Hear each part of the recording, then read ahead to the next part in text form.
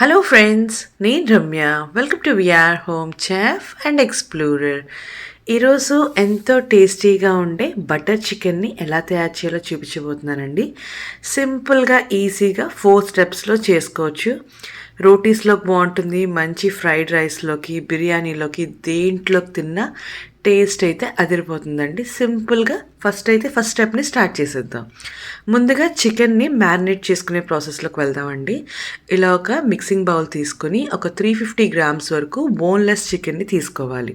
దీంట్లోని రుచికి సరిపడే అంత సాల్ట్, అంటే ఒక స్పూన్ వరకు సాల్ట్, కొంచెం పసుపు, 1 స్పూన్ వరకు కారం, అల్లం వెల్లుల్లి పేస్టు, ఒక 4 స్పూన్ల వరకు పెరుగు, కొంచెం ధనియాల గుండ, ఒక హాఫ్ స్పూన్ వేస్తే సరిపోతుందండి.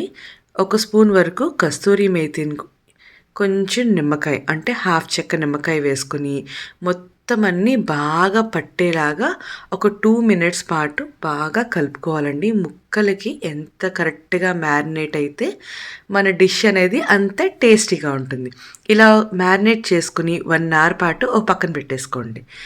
ఇలా మ్యారినేట్ అయ్యేలోగా మనము గ్రేవీని రెడీ చేసుకుందాం, అంటే స్టెప్ 2. ఈసారి స్టెప్ 2 కోసం ప్యాన్లోని 1-1.5 స్పూన్ వరకు ఆయిల్ వేసుకుని హోల్ గరం మసాలాని యాడ్ చేసుకోండి. ఒక 6-7 వరకు లవంగాలు, యాలకులు, చెక్క, మరాఠీ మొగ్గ, స్టార్ పువ్వు, ఎండుమిరపకాయలు 2, పచ్చిమిరపకాయలు 2, 2 ఇంచుల వరకు అల్లం, కొన్ని వెల్లుల్లి రెమ్మలు, ఒక 3 స్పూన్ల వరకు జీడిపప్పు, 2 పెద్ద ఉల్లిపాయలని ఇలా స్లైసెస్ లాగా కట్ చేసుకుని వేసుకుని ట్రాన్స్పరెంట్గా అయ్యేంత వరకు కుక్ చేసుకోవాలి. ఈరోజు సాల్ట్ని ప్రతి స్టేజ్లోని కొంచెం కొంచెంగా యాడ్ చేస్తామండి.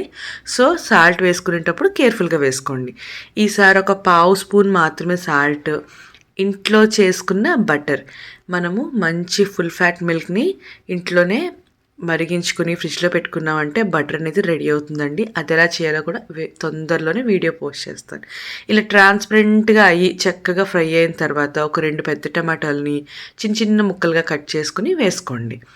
టమాటో మొత్తం అంతా మెత్తగా అయ్యి మ్యాషీగా అయ్యేంత వరకు మూత పెట్టుకుంటూ కుక్ చేసుకోవాలండి.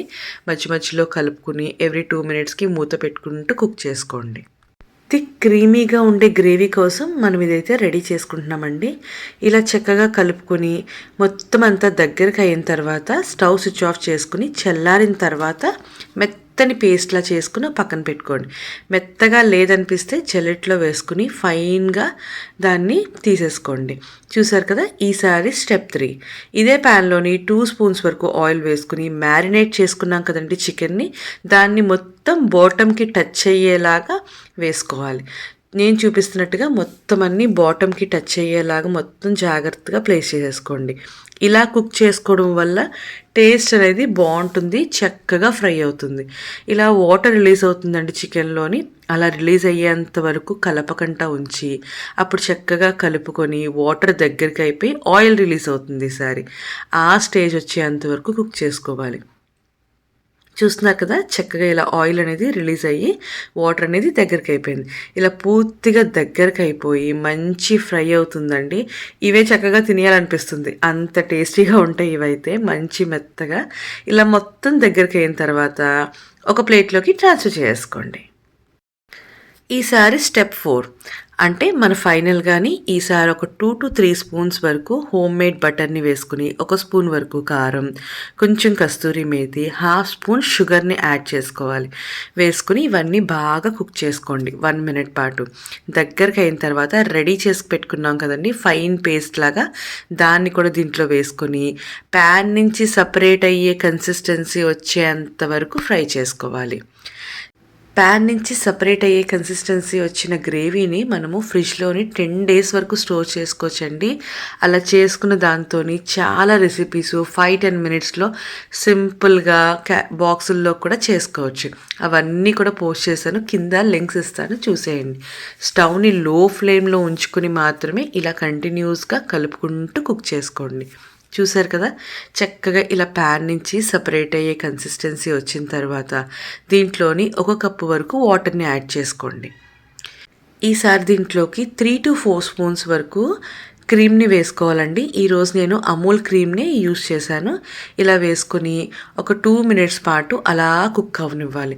చక్కగా మరుగు పట్టి కుక్ అవుతుందండి. అప్పుడు మాత్రమే ఆల్రెడీ మనం ఫ్రై చేసుకున్న ఈ చికెన్ పీసెస్‌ని కూడా దీంట్లో వేసుకోవాలి.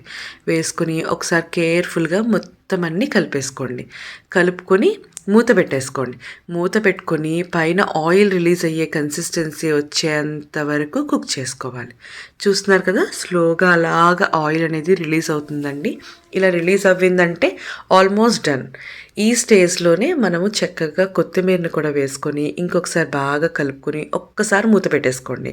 మూత పెట్టుకున్నారంటే ఇలా చక్కగా పైకి ఆయిల్ అంతా ఫ్లోట్ అయిపోతుంది. ఇలా వచ్చిందంటే టేస్టీగా మన చికెన్ బటర్ మసాలా అనేది రెడీ అయిపోయిందండి. మంచి ఫ్రైడ్ రైస్‌లో కానీ, రోటీస్‌లోకి, నాన్స్‌లోకి, చపాతీస్‌లో దేంతో సర్వ్ చేసినా అసలు నెక్స్ట్ లెవెల్ అసలు. అంత టేస్టీగా ఉంటుందండి. తప్పకుండా ట్రై చేసిన రెసిపీని ఎలా వచ్చిందో కమెంట్ చేయండి. Thank you for watching.